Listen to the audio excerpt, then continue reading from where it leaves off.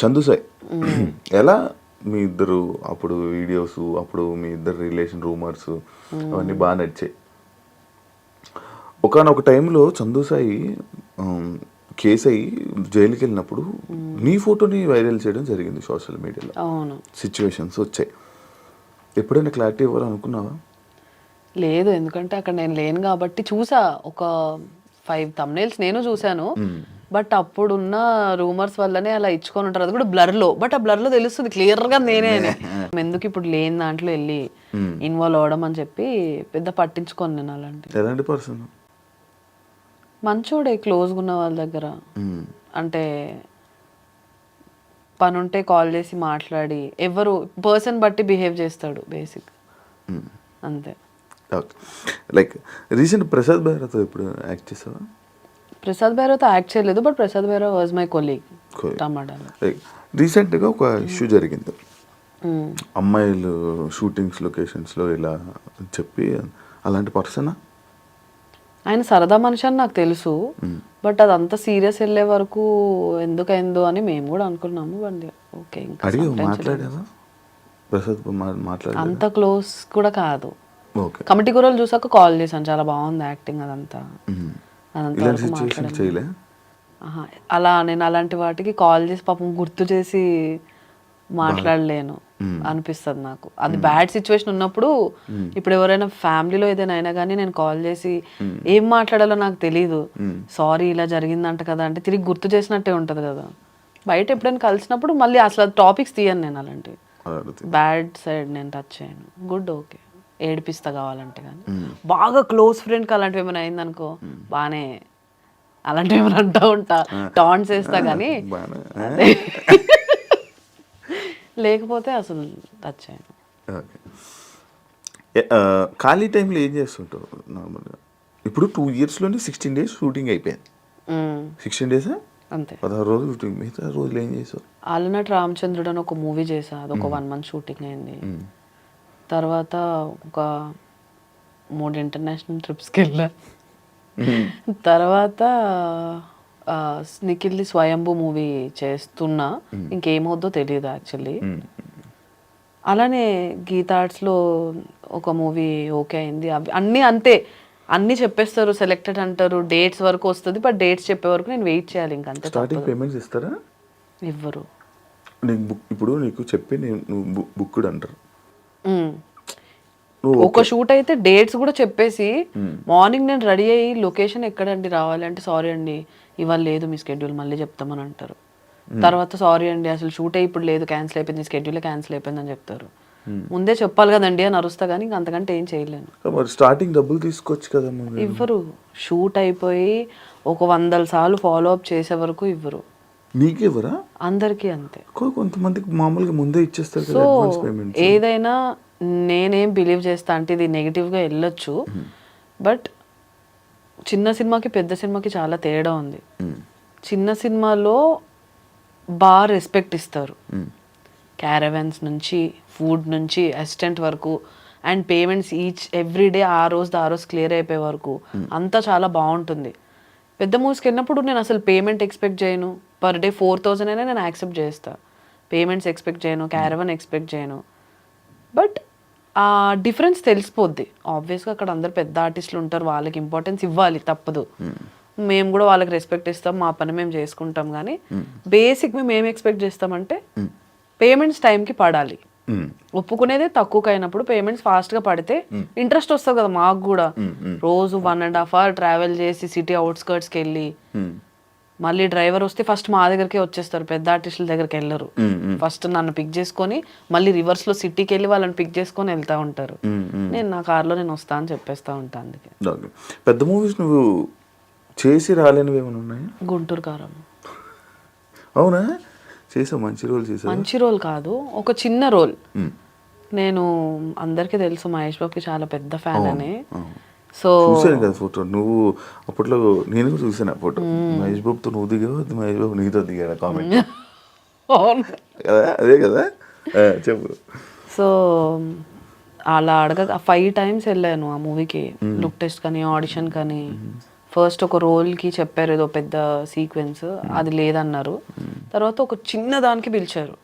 Okay చిన్నది, కాకపోతే మహేష్ బాబుతో ఒకే స్క్రీన్లో, ఐ మీన్ ఒకటే షాట్లో ఇద్దరం ఎంటర్ అయ్యే షాట్, ఒక చిన్న డైలాగ్ ఉంటుంది సార్తో, మహేష్ గారితో. ఓకే నాకు ఓకే పేమెంట్ ఏం మాట్లాడలేదు నేను. వెంటనే నైట్ 11 కాల్ చేస్తే మార్నింగ్ 5కి వెళ్ళిపోయా.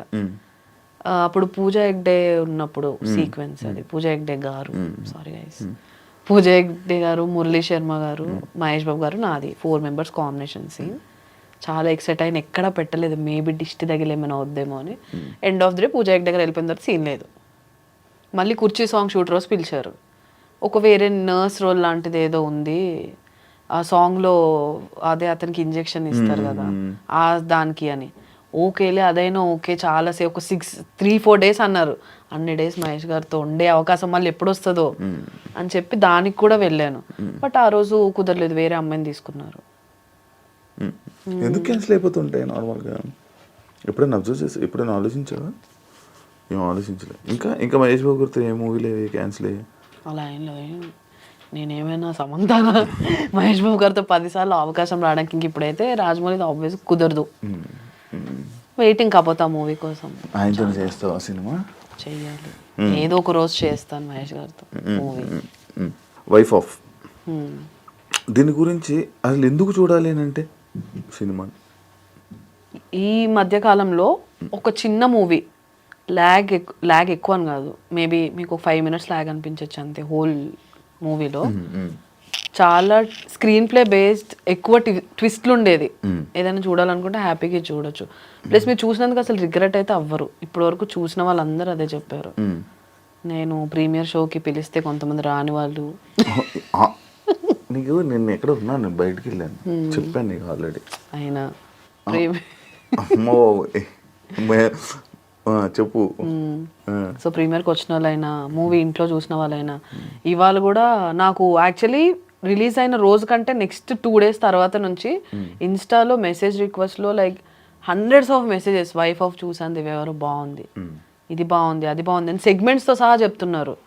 సో అక్కడ నేను అనుకున్నా ఓకే జనరల్ ఆడియన్స్ వరకు రీచ్ అయిపోయిందంటే ఓకే ఇంకా మంచి రెస్పాన్సే అని. సో బాగుంది. ఇప్పుడు ఈ వైపు ఇప్పుడు యూట్యూబ్ మెయింటైన్ చేస్తున్నావా?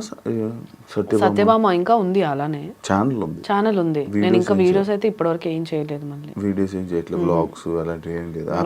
నేను అసలు చేయను. వ్లాగ్స్ చేయవా? అలవట్లేదా? రావా అంటే ఏమో అంత కంటెంట్ అంతసేపు నేను మాట్లాడలేదు అనిపిస్తుంది. హాయ్ గైస్ ఇవాళ నేను ఇక్కడికి వచ్చా అంతే, దాంతో ఏం మాట్లాడాలి? ఇక్కడ ఇది ఉంది, అక్కడ ఇది ఉంది, అవన్నీ చూస్తారు కదా, గూగుల్లో చూసినా దొరికేస్తాయి. ఇంకా నాకు ట్రై కూడా చేయలేదు ఎప్పుడు. ఇంట్రోవర్ట్ అంతే. తెలిసిన వాళ్ళ దగ్గర బీభత్సమైన ఎక్స్ట్రోవర్ట్, అవును. తెలియని వాళ్ళ దగ్గర కొంచెం ఇంట్రోవర్ట్ కదా. ఎలా మేనేజ్ చేస్తావు నార్మల్గా బయట షూటింగ్స్లో? ఫస్ట్ 2 days అసలు మామూలుగా, ఇప్పుడు వేరే మూవీ షూట్స్కి వెళ్ళినప్పుడు అసలు నేను ఒక్క మాట కూడా మాట్లాడను. నాకు అరవెంట్కి నేను వెళ్తా, పడుకుని పోతా. పొద్దున్నే లేవడం నాకు అసలు అలవాటు లేదు. షూట్స్ అప్పుడు మాత్రమే, ఎంత ఎమర్జెన్సీ నైట్ పడుకోకపోయినా కానీ షార్ప్ 5 కంటే 5కి సెట్లో ఉంటా. అదైతే ఒకటి ఉంది. సో నాకు నిద్ర లేకపోతే నేను బతకలేను అనమాట. తిండి లేకపోయినా బతికేస్తా. షూట్కి వెళ్ళగానే మేకప్ వేసుకొని ఫస్ట్ పడుకుని పోతా. ఎప్పుడో పిలుస్తారు. మూవీ షూట్ అంటే ఏదో ఒక్కటే సీన్ ఉంటుంది కదా, ఆ పిలిచే వరకు హ్యాపీగా పడుకుంటా. నా సీన్ ఉన్నప్పుడు వెళ్తా, అందరికీ హాయ్ చెప్తా, సీన్ చేసుకుని వచ్చి కార్ వేసుకుని ఇంటికి వెళ్తా. పడుకుంటూనే ఉంటావు లైఫ్ మొత్తం, రోజంతా అలా యుఎస్ ఫ్రెండ్స్ కాల్ చేసుకుంటూ ఉంటా. ఎవరు వాళ్ళ ఇద్దరు కపుల్స్ ఉంటారు, వాళ్ళిద్దరు మన నందు వాళ్ళు కాదు నందు ఫ్రెండ్సే కదా. నిజంగా బయట కూడా అలాగే కొట్టుకుంటారా? నిజంగా అంతే క్యూట్ ఉంటారు వాళ్ళు. మొన్నే దగ్గర నుంచి చూసాం. సో వాళ్ళు నిజంగా అంతే క్యూట్.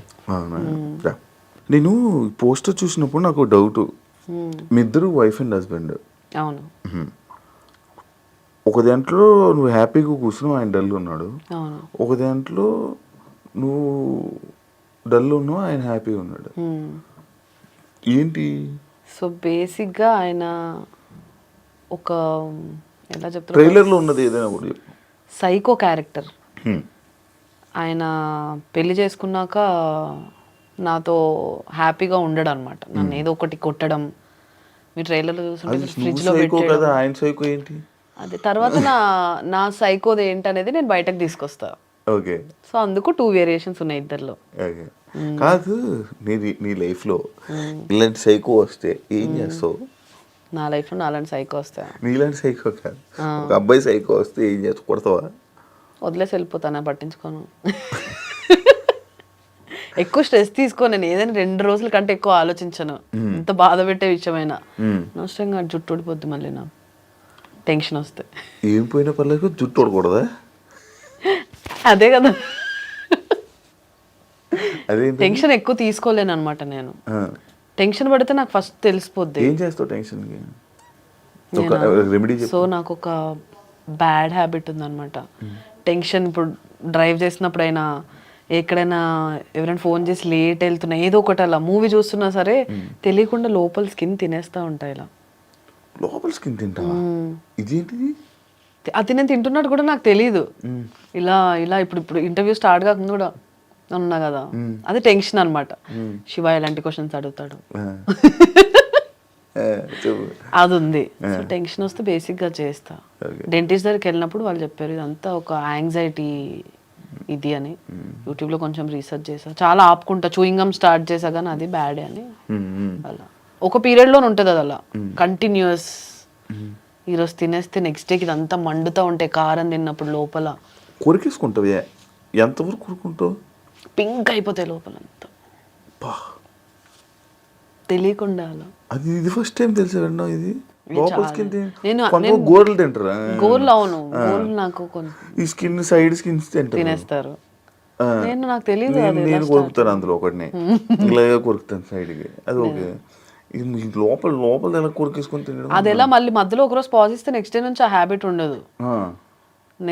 కంటిన్యూస్గా ఒక 2-3 డేస్ చేసామంటే ఇంకా అదే తెల్లారలేదు పని ఉంటుంది. టీవీ చూసినా, నడుపుతున్నా, మాట్లాడేటప్పుడు తప్ప మిగతా టైం అంతా ఇలానే. అది చూసి చాలా మంది యాటిట్యూడ్ అనుకుంటారు. తప్పు గైస్, నాకు యాటిట్యూడ్ లేదు. అవును కొంచెం, అవును నేను కొంచెం యాటిట్యూడ్, యారోగెంట్, రిప్లై అవ్వదు, పొగరు అని అంటారు. ఎందుకు అంటారు? అంటారు, ఇంతమంది అంటారు. ఎందుకు అంటారు? ఎప్పుడైనా నీకు రిప్లై ఇవ్వలేదా నేను? నాకు ఇచ్చోలే చెప్తున్నాను, కొంతమంది అంటారు కదా అంటారు. కొంచెం అవతల వాళ్ళు కొంచెం ఓకే ఇది మన వైబ్ కాదు, లేకపోతే ఏదైనా ఎక్స్పెక్ట్ చేస్తున్నారు అన్నట్టు ఏదో ఒకటి. ఇప్పుడు చాలా మంది బయటకు వెళ్దాం, అలా ఎక్కువ బయటకు వెళ్దాం నేను రాను. నాకు ఇంట్లో ఉండడం ఇష్టం. వెళ్తే ఫ్రెండ్స్ దగ్గరికి వెళ్తా. సో నాకు బేసిక్ ఎప్పుడు చిన్న సర్కిల్లో ఉండడమే ఇష్టం, కంఫర్ట్. ఎక్కువ సర్కిల్ ఉంటే నేను అందరినీ కలిసి అందరి ఎక్స్పెక్టేషన్స్ నేను రీచ్ అవ్వలేను. నేను అందుకే చాలా మంది బర్త్డేస్ లో కూడా మోస్ట్లీ కనిపించను. నన్ను ఎవరు ఎక్కువ కనిపిస్తావు. నువ్వు ఎక్కడున్నావు? నువ్వు కూడా 2 సార్లు కలిసాం అంతే బర్త్డేస్ లో. బేసిక్ అది నేను రాను. మహబూబ్, శ్వేత, ఈ మన సర్కిల్ ఓకే కనిపిస్తా. సో అలా కొంచెం అందరినీ. కమిట్మెంట్ ప్రాబ్లమ్స్ ఏమైనా ఇబ్బంది అయ్యిందా నీకు ఇండస్ట్రీలో? స్టార్టింగ్ ఏమని? ఊరికే ఒక ఆడిషన్ అంతా అయిపోయింది, ఓకే అంటారు. తర్వాత వాళ్ళ పిఏలు వాళ్ళు వాట్సాప్ కాల్, నార్మల్ కాల్ చేయరు, వాట్సాప్ కాల్ చేసి ఇలా ఇలా కమిట్మెంట్ ఎక్స్పెక్ట్ చేస్తున్నారు, మీకు ఓకే అయితే చెప్పండి. లేదండి నేను అలా చేయను, చిన్న రోల్ అయినా పర్లేదు, డబ్బులు తక్కువ ఇచ్చినా పర్లేదు, కమిట్మెంట్తో అయితే నేను చేయనండి అని చెప్పేసి బ్లాక్.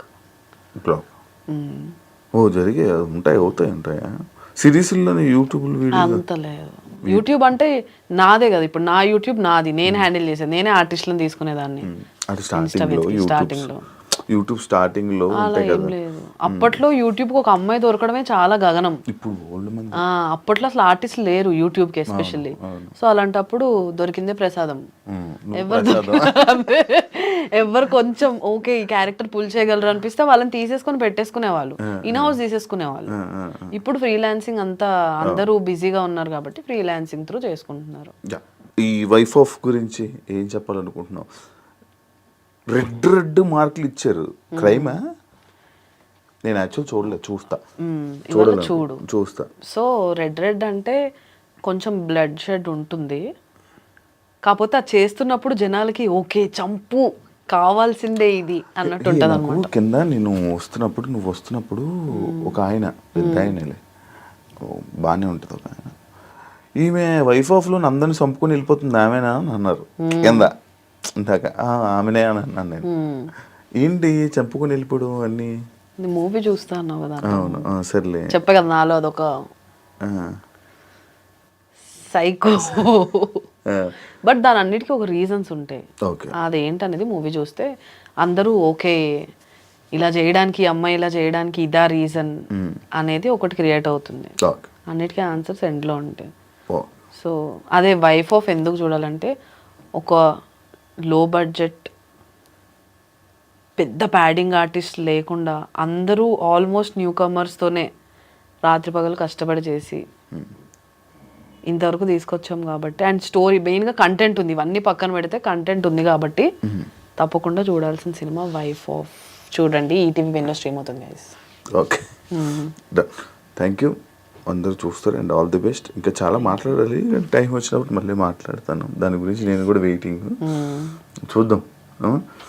ఇప్పుడు కొంచెం కొంచెం అలాగే వెళ్ళిపోయింది, ఇంకా పూర్తిగా నేను మాట్లాడాలనుకుంటున్నాను, మళ్ళీ టైం వస్తుంది అని అనుకుంటున్నాను. అండ్ ఆల్ ది బెస్ట్ నీ వైఫ్ అండ్ ఇంకా మంచి ప్రాజెక్ట్స్తో మళ్ళీ మా ముందుకు వచ్చి జనాలందరినీ ఎంటర్టైన్ చేస్తామని మనస్ఫూర్తిగా కోరుకుంటున్నాను. అండ్ ఆల్ ది బెస్ట్ మీ లైఫ్కి. ఆల్ ది బెస్ట్ నీకు కూడా. Thank you so much. చూశారు కదా, వైఫ్ ఆఫ్ ఈటీవీలో స్ట్రీమ్ అవుతుంది, అందరూ వెళ్ళి తప్పకుండా చూడాలని మనస్ఫూర్తిగా కోరుకుంటున్నాను. And thank you so much. ఇంకో గెస్ట్తో మళ్ళీ మేము ముందుకు వస్తాను, అంతవరకు సియా.